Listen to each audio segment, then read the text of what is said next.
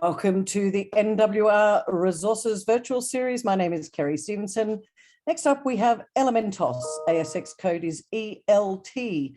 Now, Elementos owns two world-class tin projects with large resource bases and significant exploration potential in the mining-friendly jurisdictions of Tasmania and southern Spain. How good is that? Presenting today is Joe David, the CEO. Joe, welcome. And by the way, ladies and gentlemen, during the presentation, if you want to ask a question, pop it in the chat box, the Q&A down below, and we'll answer them at the end. Joe, over to you. Thanks very much, Kerry, and thank you, NWR, for organising this opportunity to talk to you guys today. I'm the CEO of Elementos, as Kerry mentioned, and I'll just take you guys through my company presentation here and look forward to having some discussions at the end. So cautionary statements, as always. This, just as an update, this presentation has been lodged on the ASX this morning for anyone that wants to read through the fine print here. What I'd like to start with in this presentation is to educate everyone on tin a little bit. So everyone's aware that we're moving to an electric tomorrow. We're moving away from the combustion engine, moving to batteries and the electrical infrastructure that support that, green technologies and power generation. Now, this is a data source that got put together by MIT University with Rio Tinto a couple of years ago. And tin was determined to be the most impacted by this electrification and green technologies and green infrastructure moving forward. So I think it's just worth focusing on that left side of this graph for a little while. Majority of those elements you see there are elements that probably stand out to a lot of you more than tin in this story. That would be the majority of them are larger markets, and a lot of them are owned by much bigger companies. Tin is traditionally a very small market, and it's very hard to get your hands on tin projects. So Elementos holding two world-class tin projects, which we've acquired in the last, one of them about 10 years ago, and our flagship project, the Orapaisa project, about 2 years ago. Very, very fortunate, and we certainly picked them up at an opportune time when the tin price was significantly lower. So the reason the tin market is most impacted, and I like to describe that as most sensitive, is the fact it is such a small market. It is such a small market, but is so critical to the electrification of the future. The best way to describe tin is the electrical glue that holds together any of the smart technologies. Anything that's got a decision-making or logic part of the electrical circuit, like a circuit board, printed circuit board, semiconductor, requires tin to function. And obviously, you guys would see the stories about how much lithium is going to go into electric vehicles, etc., moving forward. Well, that car doesn't leave the garage without tin, and tin is in finite supply. It's often described as the spice metal because a good analogy is if you go to a restaurant, you look at the menu, you see 20 different dishes, you will actually not see salt or pepper listed in any of the ingredients, but likely it is in every single one of them. So in pretty small quantities, but in absolutely everything is tin. So absolutely critical to as we move into this electric tomorrow. So when that slide was put together by Rio Tinto, it had a lot of, good forecast in it, because the tin market, the tin price of the metal has absolutely rocketed. It's actually gone up more than most of the metals in the list from above. I think the only things really on top in the last couple of years was iron ore and coking coal, and to some extent the thermal coals. But tin has absolutely rocketed up because the market's truly realising this real short supply and opportunity to get into the tin market. The other thing that drove this was COVID. So COVID, the suppliers and specifically the smelters were impacted by COVID. The outputs did drop. But if anything, the demand increased. The demand for tin, a lot of people setting up second offices, a lot of people buying an extra monitor for their home office, really drove a huge demand in the back end of last year. What happened there is the stockpiles in all the manufacturers and subsequently the stockpiles sitting in the global warehouses, being the LME and in Shanghai, were run down to virtually nothing. There's about 2 days worth of global supply of tin currently sitting in global warehouses that are tracked. Majority of the strategic stockpiles have also been run down. The US used to have an absolutely gigantic 60,000 ton, I think it was over 100,000 tons for wild stockpiles at the back of the Cold War. It gave them a nice bit of leverage over the Russians, which are the major producer back then. They have run that down to nothing. The Chinese aren't sitting on these strategic stockpiles. Koreans are trying to build theirs back up, but everyone right now is struggling. There's not enough supply going into these metal markets. And everyone is the manufacturers and the users of tin are pretty much buying it at quite elevated prices just to keep their manufacturing going. So all the strategic guys trying to build up stockpiles are really struggling right now. So it is really a market under distress and a great market to be in for us. The other thing to note here is this is the LME price, which is currently sitting at about 36,000 today, recently at record highs of $37,600 a ton. It's also trading at about a $6,000 to $7,000 premium in China in the Shanghai metals market, trading around about the $44,000 mark. So quite a big arbitrage there, and the market, just because it's in such stress, is struggling to close that arb. So again, a lot of fundamentals. In addition to the spot price, which I'm showing here, the 3-month and 15-month prices have also come right up, sitting well above the $30,000 a ton mark. So a lot of strength in the price, and certainly with the low inventories, it's a lot of support, and we're showing a lot of fundamental strength right now. So coming down to the supply and demand fundamentals, which I've, I guess, covered a fair bit here. You see in 2020 is when there was really a drop off in production, and the chart on the left, but demand continued to escalate. So moving forward, this is data from the International Tin Association, which is the premier supply and demand modelers in the industry. The demand line I've got graphed here is based on a 1.8% growth rate. That 1.8% growth rate is the historic average over the last 30 years. Now, even just using the historic growth rate and the modeled tin supply coming into the market, there's pretty much a 30 to 40,000 ton deficit right now, and that's forecast to go through to at least 2030. And likely, as you see, when we're getting to 2030, that's starting to expand even further. Now, the other thing I'd like to point out is that based on the 1.8% growth, 1.8% historic growth rate, it's more likely the growth rate right now with the electrification that we've already spoken on is going to be somewhere between 3 to 6%. So this deficit is going to grow most likely, and it's going to go a long way to supporting prices at this level or potentially higher. So a lot of great fundamentals sitting there. It's very challenging to find good tin projects. The most of the easy to mine stuff has been mined. The alluvial and the eluvial deposits in Southeast Asia have pretty much been mined out. We're really moving to the underground mining and the hard rock miners. So there's really a step change in probably the cost of mining for the majority of the players out there, which again is another supporter of the current price. In addition to that, about 90 to 95% of current production comes from countries which are deemed to have very low ESG credentials. Most of it comes from Myanmar, China, Indonesia, DRC, Rwanda, and countries like that. So the International Tin Association says 90 to 95%. So there's a real demand, as you'd all know, for the metal supply chains to have high ESG credentials, ensure they're non-conflict and responsibly sourced. And us sitting with our 2 projects in Spain and Australia are very well placed there to tick those boxes.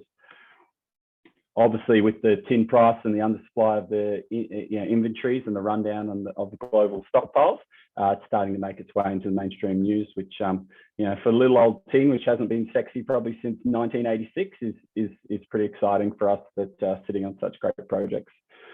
One other thing I'd like to point out on the ESG front is Elementos has just released their first ESG statement in the annual report, and we're very committed to developing our 2 projects responsibly. The good thing is when you're sitting in such mature jurisdictions, the governance and the laws that sit in those regions go a long way to ticking all the ESG boxes already for us. So we're very committed to doing it, but in saying that, we don't feel like we've had to change with this growing ESG story, change the practices that are relatively normal for a company like us and the way we've learned to do business in Australia and around the world in mature jurisdictions.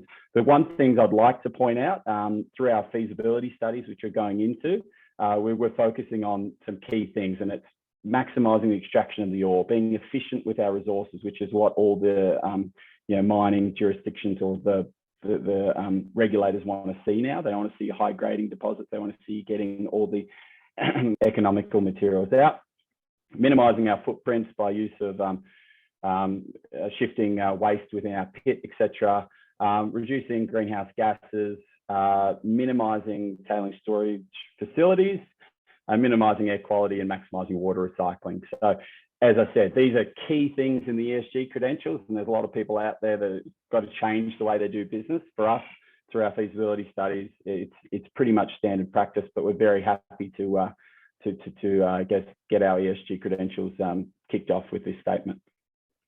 So getting onto our projects, our main project, flagship project we acquired 2 years ago is in the south of Spain.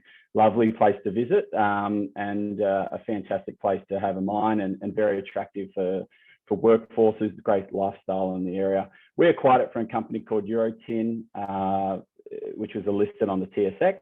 It had about $26 million spent on it. Tin price was pretty depressed.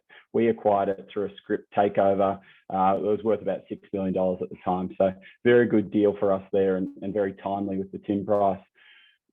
It is an open cut mine, which is absolutely fantastic and very hard to find shallow, fantastic grade deposits like this that we're sitting on. So open cut, got a pretty standard tin flow sheet, very standard in the industry, but without the extra crushing and grinding required from some of the hard rock projects.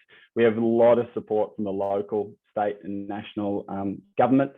Our unemployment in the region is, Spain is traditionally has very high unemployment, and in this regional area of Spain, it's very high. It's about 40% unemployment in the total population and over 50% unemployment in the under 30 category. So the local mayor and the local province very supportive of getting employment opportunities up and running. In addition to that, it was traditionally a coal mining area till about 5 to 10 years ago when the coal power generation is turned off. So there is mining skills in the region, and we're really looking forward to getting some of those people back on the equipment and operating and having a nice paycheck coming into them. The other thing I'd like to highlight is the other mines operating in the region. So the Cobre Las Cruces mine is 100 k's away, owned by the massive First Quantum Minerals. The Rio Tinto copper mine, which has been operating since Roman times, but currently owned by Atalaya Mining on the London Stock Exchange, is about 120 k's away. And most interestingly, the Matsa mining complex, which Sandfire just announced their acquisition, their $2.5 billion acquisition about a week ago, is about 60 k's from us. So certainly a lot of support for the region coming in from major ASX miners and I guess global miners as well. So certainly a region they're happy to do business in. So getting onto our project, Orapaisa, it came with, when we acquired it, there was a 12 million tonne JORC ore resource on it. We have just finished a 46-hole drill program. That program, main purpose of that was to upgrade the confidence, the 3.2 million tonnes of inferred mineralisation, shift up the confidence of that and get it into measured and indicated. However, in addition to that, we planned a number of extensional holes and also had some targets which were sitting above, below the surface, but above where the previous mineral resource was. And as you'd see from our recent drilling results, absolutely fantastic. We've hit a lot of shallow mineralisation that we believe at this stage, yet to be confirmed, the mineral resource estimate will contribute to the resource and add tonnes, nice shallow tonnes close to the surface. Currently forecasting that mineral resource estimate update to be completed by the end of this month. And the guys are working very hard to complete that. So yeah, some fantastic work done here, and potential has the ability to change the scale of the project where we're looking at. So the other programs of work we've announced and currently got going on site and in the labs is pilot scale metallurgical test work. This is a second round of pilot scale test work for the project. We're at 3 million tonnes of 3 tons of sample going through the Wardle Armstrong lab up in Cornwall in the UK. It's pretty much 2 places in the world you want to do your tin test work, and one is Burnie in Tasmania because of the history of tin mining in Tasmania. Second one's Cornwall in the UK for the exact same reason. A lot of historic tin mining. They've got all the flow sheets and stuff ready to go. Geotech program, we're about over 50% of the way through the drilling of the 10 holes there, which will give us all the slope stability data for our pit going into our DFS. In addition to that, groundwater program is underway, a lot of monitoring, some pump test holes happening later this month. All these key work streams that are feeding into the DFS study, which we've announced. We're going from a scoping study that was released last year straight to a DFS. Certainly got the, with these programs we're working on here and the historic work that's been done, a hell of a lot of data and a lot of engineering confidence to take it through to the definition levels required for a DFS. So in a current tin market and the price where we're currently sitting, absolutely, a great time to be going through into a DFS. Just a few photos here. This is some of the part test work happening in the UK. On the right there, we've got our shaking table. You quite easily see that tin concentrate coming on the right-hand side of that tin table. So for those mets or geologists out there, they might get excited about that, but it's just a good example of what the work we're currently doing. Geotech works, as I said, we're about 60% of the way through the drilling campaign and getting some very good productivity. So on to where we're at and the way forward for Orapaisa. As I said, mineral resource estimate will be out by the end of this month. The feasibility development programs or those other technical programs that just run through should have all the results of those, which includes the on-ground programs, the laboratory work, and the engineering reporting on the back end of that by the end of Q1 next year. That parallels with our completion of the DFS, which we're targeting the end of 2022. The DFS will include JORC ore reserve statement, which is obviously the critical JORC classification you need to determine you've got economic tonnage. In addition to that, our approvals program is well advanced, and we're well engaged with the Spanish authorities on both our exploitation or mining license and our environmental application. So we're targeting those approvals coming through just in the start of 2023, back end of 2022. So moving on to what the project looks like, we did a economic study or a scoping study in May last year. Obviously, the tin price we were using was significantly different. The economics of this project were run at just under $20,000 a ton. Obviously, we're currently running at $37,000 a ton, so materially different environment to be running a scoping study. But the key numbers are we had about 750,000 tons going into the front of our plant. That was producing about 2,400 tons of tin metal, which comes in at about 4,000 tons of tin concentrate to roughly about a 62% concentrate we produce and sell to the smelters. CapEx of the project extremely low, 52 million, and all-in sustaining costs for about $12,000 a ton, which you'll note is very low in comparison to peers in the industry.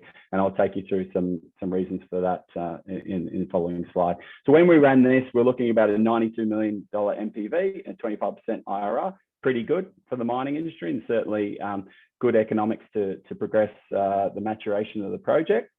But what really excites us right now is sensitizing the tin price. So if you were to run the exact same financial model as we previously did in the scoping study, sensitizing the tin price, you're looking at a $451 million NPV US versus 94 NPV. So huge margins, very sensitive to the tin price. And as I said, a lot of support with the current tin prices and a lot of excitement. Obviously, that translates to about a $619 million Australian NPV for this project. We're currently market cap of about $100 million.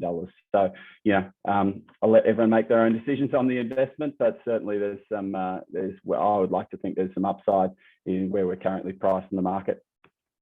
So the reasons why we sit so low on this cash cost, and this is where we model us Orapaisa sitting in comparison to projects around the world, is just on the edge of that Q1, Q2, which is a very good place to be, and very supportive, in a low tin price environment, which may happen later in the cycle. But certainly the key reasons for that are our mineralization is hosted in sandstone, which is a soft rock, compared to a lot of people in the industry, which is sitting in these hard rock granites. Often those hard rock granites are the tin projects coming with the lithiums that you might see in the industry, the pegmatites. Also, we are an open pit project, or rather the majority of the guys out there which have underground mining projects. We have an ore sorter and get really good results from the ore sorting at the front end of our plant, which obviously has some OPEX benefits. Our tin mineralization is cassiterite. Some of the other tin mineralization comes in the stannite, etc., which requires a significantly different tin processing flow sheet. And then also we're sitting in two fantastic developed locations and don't have to be going through some of the pain of people working in more challenging jurisdictions. So I know I'm probably running out of time, so I'll fly along with our Cleveland project. So this is the traditional, I guess, the long-term project of the company. It was an existing tin mine operating till 1986 in the northwest of Tasmania. It's mined a hell of a lot of tin, and the Mount Bischoff, which is also on the map there, was the largest tin mine in the world for a very long time, currently owned by Metals X.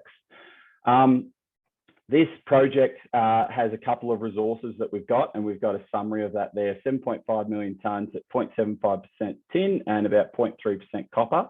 That's sitting in a tailings resource, an open pit resource, and an underground resource. So, and at the bottom, we've just tagged the top of a tungsten JORC resource at about 250 meters of depth, which is also pretty interesting. But yeah, it's, I guess it's the start of its maturity, that tungsten resource. So just quickly, looking at the historic underground workings, which are on the right-hand side of this, you actually enter the mine from about 150 meters down. The top of the mine actually goes up a ridge. You've got about 250 meters going below.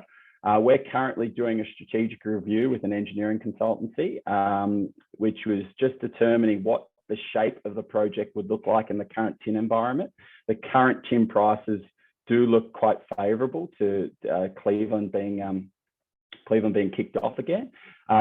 We're trying to just work on the scope and ensure that whether it's going to be a full underground mine with tailings coming into it, open pit potentially at the top, working through those options. So look forward to getting a result of that and I guess finalising a development pathway into the market for all our investors. In addition to that, we're doing 4 drill holes later this year on some extensional targets. Looking at the map here, there's some the yellow in that map we're looking down in plan view is the historic underground workings of Cleveland. We've actually got these dark green targets along strike. This is from a survey done in the late 70s. However, these targets were never drilled. Subsequently, earlier this year, we did some rock chip sampling at the surface, and we got some very nice tin, copper, and zinc grades in the exact location we hope to find it. In addition to that, looking at that with the historic workings, we've got 3 data sets which are making us quite excited by what we might find. But either way, we're going to put 4 drill holes into this later this year, and and we'll know what we've got. And we'll look forward to announcing those results for the project to the ASX, obviously. Just looking at our capital structure right now, we've got just about $100 million market cap. EV enterprise value is about just over $90 million. We've got 4 billion shares on issue, and we got 5.5 million of cash as of the end of June, which has got us well funded through our DFS activities. We do have 2 sets of options that are coming into the money April and August next year. So with the money we're sitting on and the option money coming in, we think we'll work very well financed through our DFS and funding the Cleveland program. We've got 14% of our register held by directors and management. Majority of that is held by our chairman, Andy Gregg, who I'll cover in the next slide. But great supporter of the company, had debt facilities in there, which he always converts early. His options, he's converted a year early. Just a great supporter of the company, and it's got a very interesting history. Mark Wellings was the MD of the company we acquired for the Spanish project. He still holds 5%. We have a couple other major holders there as well.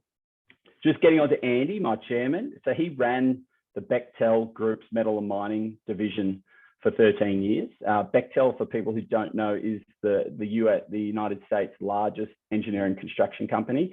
It is a private company, so a lot of it, it doesn't have the largest reputation out there, especially in Australia, but absolutely huge company. And he ran their division out of Brisbane for about 13 years there. He talks to having delivered about $500 billion worth of metals and mining projects and oil and gas projects. So certainly got a lot of experience in major projects, and great supporter, and it's going to be a great resource as we move through to constructing the Orapaisa project and then on to Cleveland. Myself, I've worked in the mining industry for many years, and on both the corporate finance side, but also in the engineering feasibility study side, done some up to $6 billion feasibility studies, and got some other projects into operations through commissioning and into operations. So I'm certainly well placed, and this is just the perfect two projects for me to come in to this CEO role that 6 months ago, and it's been fantastic. The other person I would just like to highlight is Brett Smith, who's currently the Executive Director of Metals X. So that's Australia's major tin miner. They mine about 97% of Australian tin. So yeah, Brett's a great supporter of Elementos. He's currently non-executive director here, but especially for me as CEO, great to have Brett on board, and we have a lot of great conversations about the tin industry. The other three directors are great supporters. Running out of time, Joe. Sorry, guys. Corey, who runs Platina Resources as well. So just quickly, I've probably gone over this, but the goals for Elementos in the next little while are deliver our JORC mineral resource estimate, feasibility study, JORC ore reserve statement, get our environmental exploitation license done, and then also unlock the Cleveland tin project story.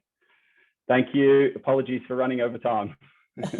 Thank you very much, Joe. Look, you gave us a really good outline of the tin market, and it sounds like right place, right time for you. We really appreciate you presenting at the NWR Virtual Resources Summit today. Thanks, Joe. Thanks, Kerry.